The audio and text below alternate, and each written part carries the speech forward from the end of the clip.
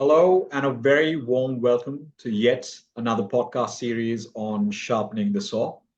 I'm your host, Andy, and in today's special podcast episode, we'll delve into the winds of change that are swirling through the business world. And the only constant seems to be uncertainty. We set the stage for the upcoming HR conclave, where we'll equip you with the tools to navigate these turbulent times. Guiding our conversation are two esteemed guests, Sriram, renowned author of Happiness Habits and a champion of human centric workplaces. Hi, Sriram. Hi, hi. Sriram brings his expertise in fostering joy and fulfillment at work, a crucial element in building a resilient workforce. Alongside him is Nilakshi Mukherjee, a senior director at the Next Milestone Technologies, with over 2 decades of experience leading HR across India and international markets. Good afternoon, Nilakshi. Thanks for that, Andy, and hi, everybody. Hi, Sriram. Nilakshi's diverse background offers invaluable insights into managing the complexities of HR in today's globalized environment. Together, these two will unpack the central theme of the HR conclave, creating an agile organization in times of uncertainty. We'll delve into actionable strategies for fostering a culture of adaptability within your organization, empowering your workforce to navigate change and turning uncertainty into a springboard for success. So, HR leaders, get ready to be inspired and equipped. This podcast is your gateway to the HR conclave, where you'll gain the knowledge and connections to build a thriving organization in any climate. Stay tuned for this insightful discussion and discover how you can be part of the conclave. Over to you both. Thanks for that, Andy. Welcome, Sriram. Thank And this is the first sharpening saw for this year. So I hope we are going to be engaging with many more and you. some insightful, some tricky situations that we handle on a day-to-day basis in our work spheres. So, but to stick to the agenda for today, and it is a very pertinent, very often heard, very overused sometimes, I would think, debatable, but we would talk about it, is about building agile organizations. Agility is the key word today, right? So I would like to pick your brains, and we would want to engage in some conversation around this today, Sriram. And you have headed a few of the largest organizations, been across the world, seen various workforces, work types, various structures, really, so to say, right? And now we are in a situation, I would say, typically after COVID and typically after certain turbulences hit us in various other ways. Not just the COVID, it was also the recession which came in and then followed by the COVID, followed by various other things which is happening today, which brings the world into various uncertainties, whether it is the wars, which has struck the world in various ways and forms that we have not known before, or whether it is simply being competitive in the market, right? So these are two extremes, but nevertheless, it affects our lives.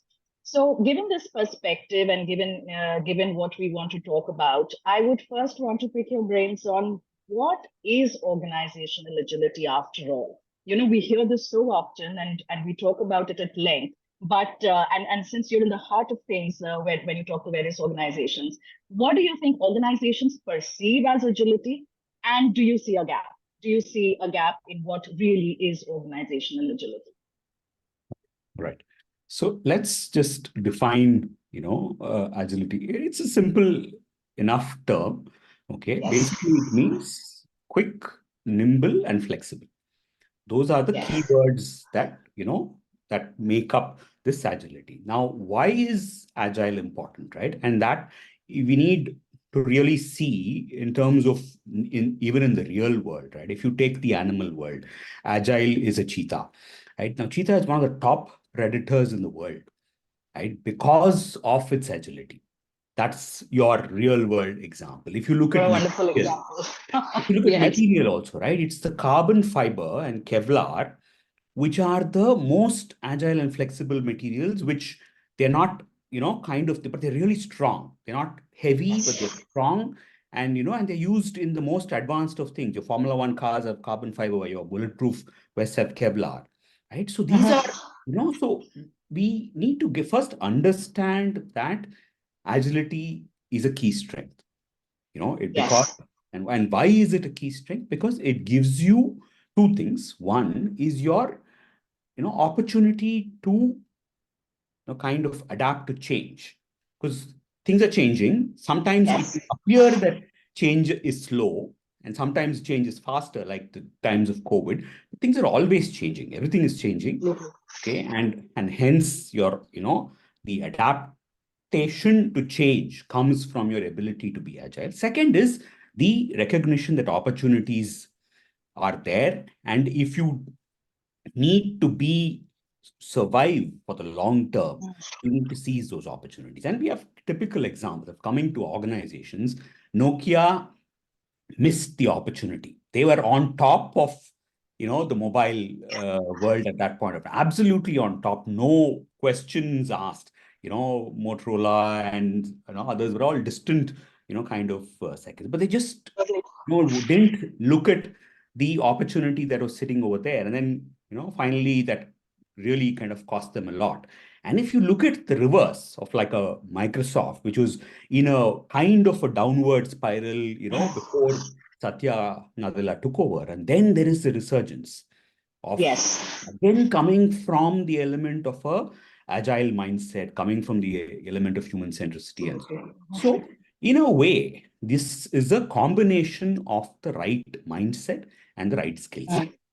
I think that's the way that we have to look at this, where the way you think, the way you decide, the way you act, the way you behave, are all have to be, flexible, have to be quick, have to be nimble, have to be agile. That's, I think, the thing which gives you the ability to change and to seize the opportunity at the right time as a thing. And as a continuation of that, I think the future of organizations, especially from an agility perspective, is going to come from two aspects, which I'm calling it the high tech and the high touch. High tech anyway happening, whether you like it or not. It's just a question of when you adopt the tech, when you can afford it, when you think it's worth it, and so on. But it's coming. It's AI is coming. It's always been there, just called different names. Now it's becoming more advanced, so it's not going to go away. But the high touch is also equally important. If we forget that, then you become extremely machine-like, and then you're going to lose the difference that humans can make. And hence, two have to go hand in hand for you to stay agile as an organization. I'll pause here. Yeah. That's wonderfully put, and I like the way you sum it up with high tech and high touch, so that there is this distinct balance which we often tread on a path where we tend to lose by doing one or the other, too much of the one and too less of the other. So that really sums up the answer to the first question, where we're really trying to define what is agility for an organization. Now, since this is established that it is something we have to step up to, and it is something which we have to adopt, adapt, and move on with. Where do you feel, since you are constantly working with organizations the way we do too, where do you feel organizations, and which is the nature of organization, and where do you feel they are at a struggle phase right now to be able to have this adoption? See, I think when we look at it as a broader thing, right? One is first that you have to have that conviction that there is a need for agility. Most times, because of a certain formula of success, what happens is that people, like you see in the movies also, right? But when you overuse that formula in movies and songs, after a point it becomes redundant. Then people know, okay, with this is done and dusted, right? Now, many times we don't know when you have exhausted that limit of When to flip. formula, Yes. right? Yes. So what happens is that, because see, it's a natural thing, right? I used a formula, it worked for me. Why should I shift it? And because I don't know what will happen if I shift.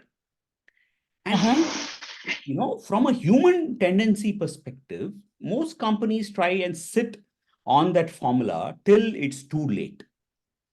And then that is when the trouble happens, because Couldn't by agree the more. time you then decide to change, things have gone, beyond a certain point of Beyond you. as a thing. So I think the fundamental shift has to happen with the fact that it becomes intrinsic to your culture as a thing. And if you look at all the historical companies who have survived, long term, hundreds of years, Yes. have all what they started with is not what they're selling now. Is not what they're selling now. Absolutely. Agree. It's huge changes in Uh-huh. how they do business, what they're selling, and so on. Mm. And that has happened, and that is the formula of longevity. It's there. The evidence is there. Mm. Longevity requires you to adapt and be agile. There is no going away from it. It is this whole, Uh-huh. and people do realize that of course they want it, but it is in that Yes. moment of when I Mm. have to decide. And that is where the key issue is, that most times that ability to take a calculated risk, you know, doesn't happen at the right time. It happens either, most times too late. By that time, Mm. miss the opportunity as a thing, and it's too late to kind of catch up. So I think the key is that it has to be part of your culture. It cannot suddenly Yes. you not, kind of thing, because Most who certainly. will tell you what the right opportunity is, right? If you're saying only that person who's sitting on top will think, how much will that person do? They already have so many things going on in their Yeah. heads. And because when it is a culture, then, you can have so many ideas that come from all over, Mm. and then you are Mm. able to weigh, you are able to kind of thing. For that, I think the systemic, there are a lot of things, and maybe I'll cover that as we go forward. That first is that there are systemic derailers. Then Yes.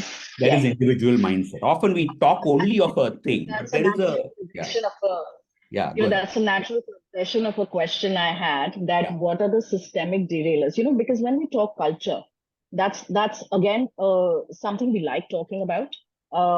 We want to believe that we are propagating and professing a culture which is in line with times, which is has a bit of a high tech and a high touch, right? So we like believing in the necessity of a uh, very well fleshed out culture for every Mm. organization. That's what we would like to believe. But having said that, it's a process. No organization achieves a particular culture within a particular time. It's a process and it's constantly evolving. But having said that, when you speak of systemic derailers, and I'm trying to kind of dovetail that back with culture, right? Where do you think there are certain, or how do you think these systemic derailers, if you would name a couple of them, and then tell us that how does that start impacting culture? First, we'll talk about that, and then we'll move to how can we deal with it. So first is your hierarchy and bureaucracy. That's the at the top of the pile, right? Which is that the more levels you have and the more layers you need to get through. By the time a good idea kind of goes through all of that, Yes, so many things change, and the possibility of it getting killed are way higher as a thing, absolutely. because every layer has a certain risk taking ability, and they want to kind of manage that whole thing to their Yes. convenience and so on. So first is, I've seen that one where there is a huge hierarchy and bureaucratic approach, it's very slow. That's the problem. Mm, Like in a mm, typical government situation, right? Intrinsically something is good for you, but then the whole decision making of making that happen takes so long that sometimes the yes, benefit itself goes away. But then in government, you understand the complexities are many. So what yes, we true. think is an advantage may be disadvantage, and hence the need for debate is so high. But Absolutely. organizations don't need that much time. It's more that it's always about the mindset of saying, okay, what will Mm, happen if I fail with this? That is all it mm, is. Why is it that you see a good idea, you see the opportunity? Why do you take, a long time to think? Because of the fear of failure. And that fear of failure, especially if it exists in the top few levels, right? Then they want to make sure that this is the right thing. So then it is analysis and scenarios, and you're up and down, you're going the same thing again and again.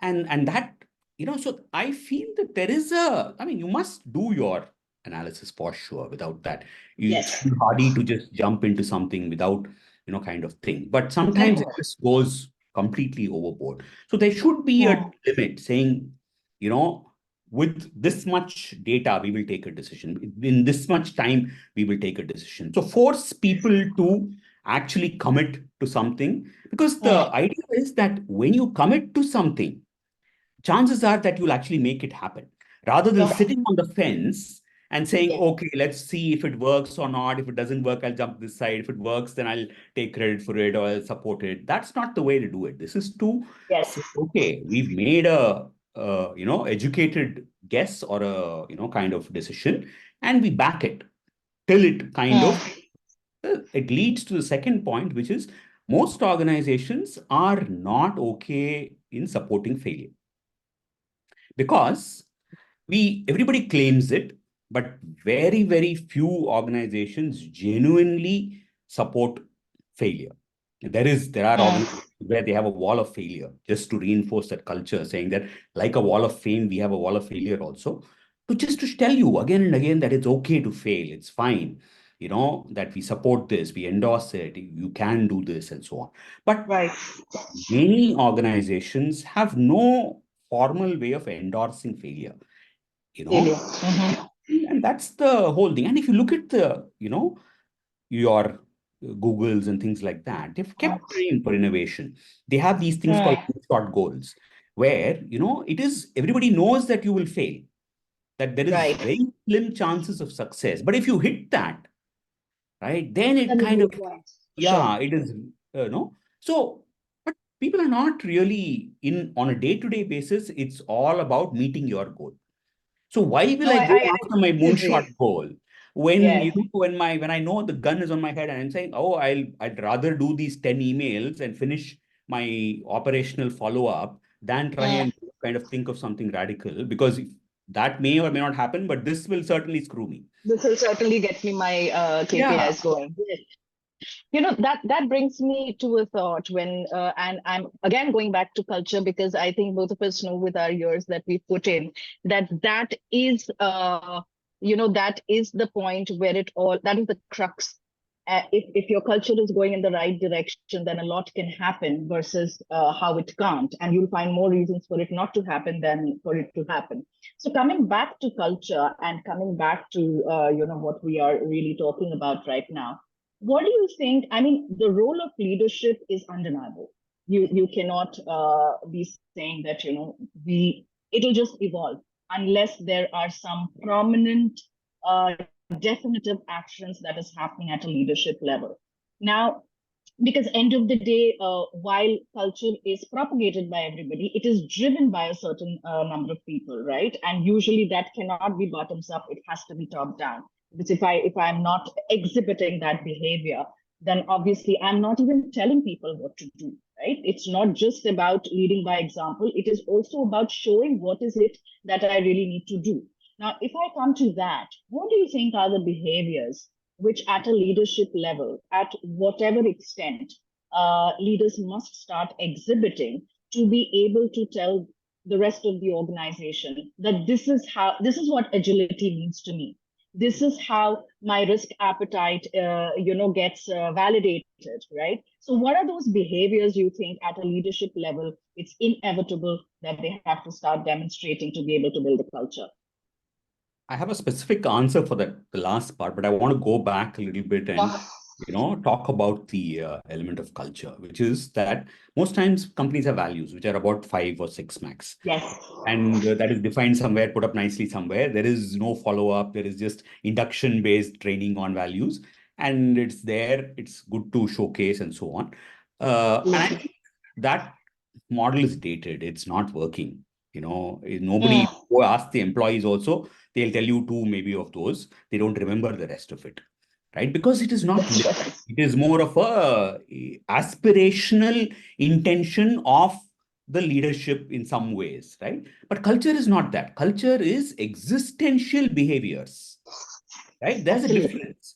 And I feel that first is to come up with a core set of culture tenets, which like some companies have it, like an Amazon has it. And, I don't agree with their tenets per se, but they have But it. at least they have it. At least they thought about it. Yes. As a thing. And I think that's the thing, which is you have a slightly broader set of things which cover, behavior, which can actually be lived. And then you rigorously implement this through all your processes. I'm saying a culture belief system, which could be a set of maybe, 10 to 20 statements also. But then it has a clear implementable action in the form of that this is what we expect people to demonstrate as behaviors, as decisions, as actions. Sure. And then that should be through the line, which is your leadership, your management, your HC, the teams, managers, and employees have to have a different, a kind of a playbook to be able to demonstrate those behaviors. So that is the big solution where you start on top, not only for agility, it's a broader set of culture as across. Yes. agility comes within that.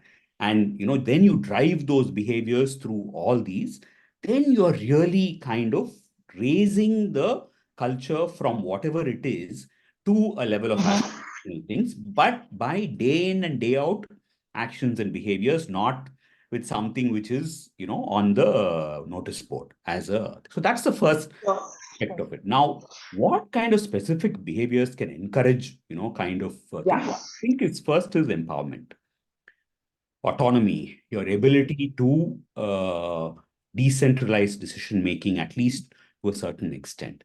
And I think one of the things that, and why it's a logical thing, everybody will agree to it. Yeah, we should do it, but nobody does it, And I feel that is because of the fact that the boundaries are not defined. And I feel critical missing piece today in many organizations is that the boundaries and agreements have to be there on how we will operate in different, kind of thing, as a team, as a manager, as a peer. What are the boundaries? What are the agreements? And how will we, kind of operate within that? Because if that is clear, even in relationships, you see, right? Most trouble starts when the boundaries are infringed. I get angry when my boundary is infringed. So, but these boundaries, but if it's a relationship, you kind of figure out that boundary because of the proximity, right? But if it's a team, it's not very obvious. So these boundaries and agreements, if then it allows you to be able to, kind of experiment. It allows you to fail. It allows you to be empowered, take those decentralized decisions, and communication also. The transparent communication is a myth. It needs to know is how organizations fundamentally communicate. And that is also because that our trust levels in employees is not high enough. Now, the fact is, we can always go about this, who should trust the other more, right? But who benefits from the trust? It's the employer. Yes. The employer has to extend the trust. And totally agree. And that is another piece, right? Because when you withhold stuff, what are you telling? I don't trust you enough to handle this. I will tell you only when the time comes. I will tell you only so much. I will not, kind of thing. All of that doesn't work. When you want agility, you want it to be as a unit. You want it to be all in. Everybody has to be part of it. That is when you will, kind of get the benefit of that. For that, trust, psychological safety is another big thing, and that's not maybe at the top level, but it's at the team level. People have good ideas, but they don't speak up. If you look at meetings, nobody, especially in India, very few people disagree with their manager. The manager is giving an idea. This is one of the tests I give people, saying, okay, if I sit in your meeting and you as a manager say something slightly wrong, and nobody points out that you're wrong, that Sure. means there is no psychological safety. You may think whatever, you may think you are the nicest person in the world, but Mm. you are not conveying that. People have to disagree. If people are not disagreeing and we are not Agreed. discussing that, that means there is a problem. Mm.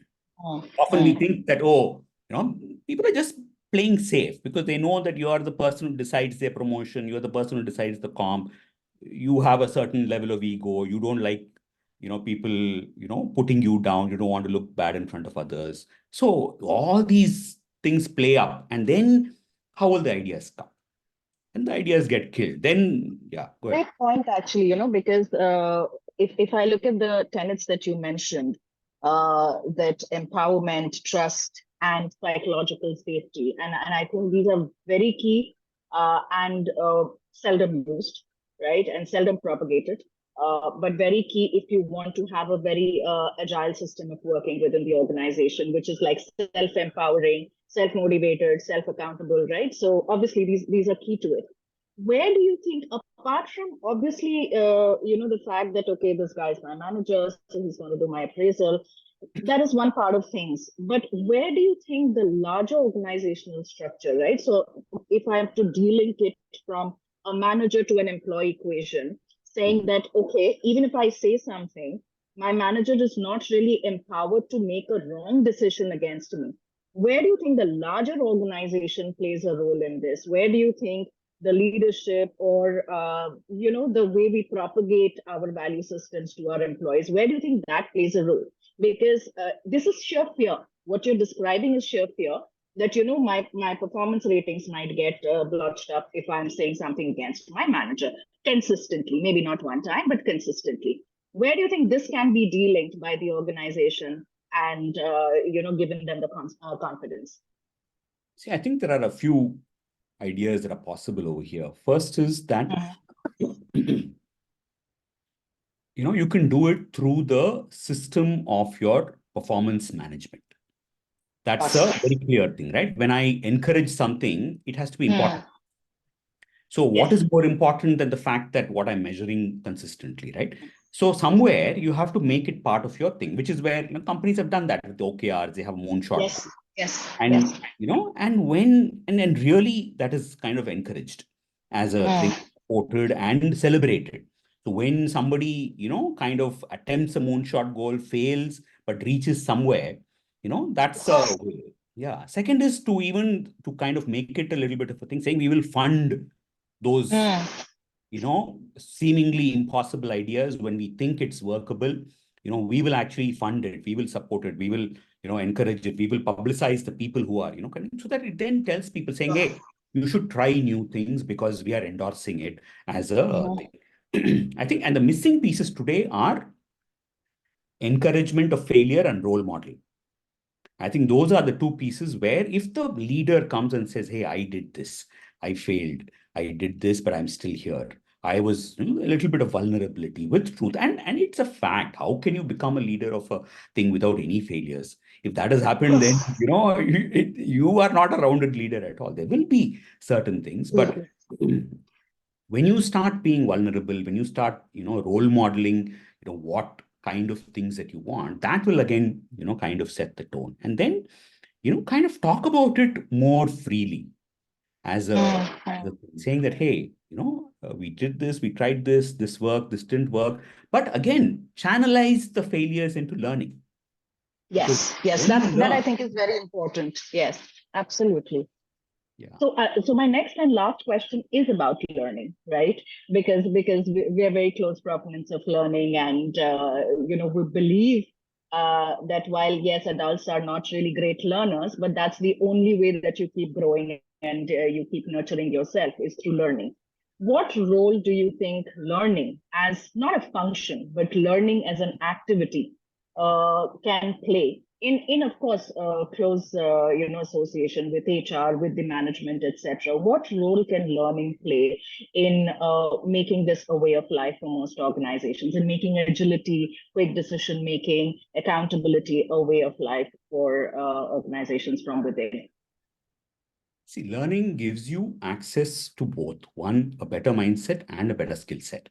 Because if you want to change, right, what is the risk? That you don't have the ability sometimes. And then you will not be able to change. You may want to change, but I don't have the ability to change, then there is a problem, right? So learning is that lever which will, give you that whole bridge to be able to actually transition into the agility that you want. You may have an aspiration, but when the ability is missing. Now, how will that ability get covered? It will not get covered by specific learning. It will get covered by continuous learning.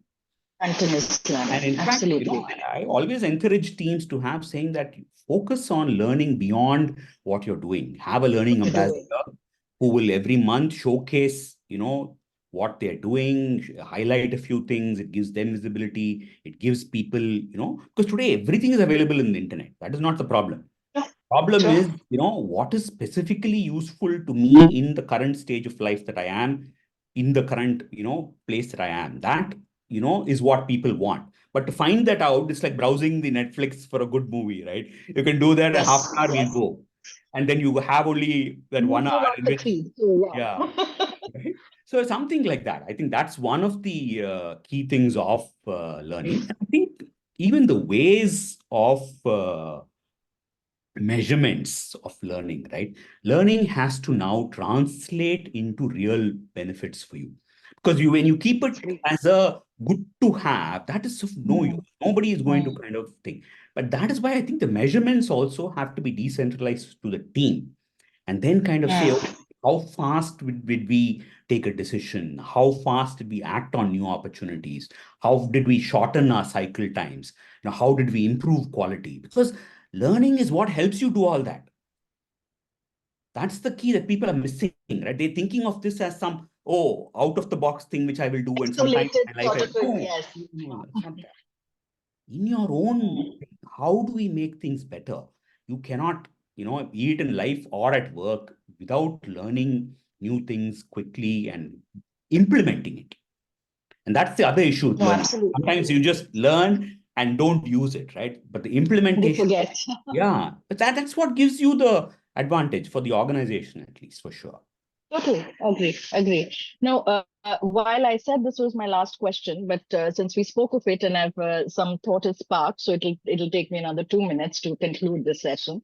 The most pivotal question across whatever we have spoken, because we are HR professionals, I think we should spend a little time on thinking what is the role of HR in this, right? Because we have always thought about and with time, we have obviously propagated that HR needs to be the driving force. It needs to understand business. It needs to understand people, bring the two together, etc. Which is all great. But now, given this perspective, what do you think is the role of HR? I think two things. One, leadership ability and influencing it. And second is this overemphasis on process. Okay, I think those are the two keys which I feel HR can influence. Certainly, because leaders I don't think they're getting enough, in terms of enhancing their leadership potential. There is not enough grooming, there's not enough mentoring. They reach wherever they reach, and then they're pretty much on their own. And there is so much pressure and so much, attention on the results that there is no enhancement. And they are key. Everybody is watching them. And if they think, you are only interested in profits, why will I take a risk? Take a risk, So that is one thing where I think clearly somewhere HC's responsibility of leadership, enhancing the leadership abilities, because that is what is going to drive your culture changes. All of that has to start there. The second is the process. In all your processes that you have, like from starting, even the HC processes itself, your heading, is it agile enough? Okay, is it human-centric enough? Your performance management, your training needs assessment, your exits, okay, the way you, kind of deal with. Yeah. So each of these has opportunities to become, more agile, more human-centric. And I think what has happened with HC is that everything has been built to scale and technology has come in, which is where I started saying high tech we are now used to and we are implementing, but high touch cannot be forgotten. And I feel that the high touch part is where HC has a huge role to play. And, more can be done for sure. I don't want to, kind of say nothing is being done. There are things No, which of course. people are doing, but Surely. more needs to be done for sure. Mm-hmm.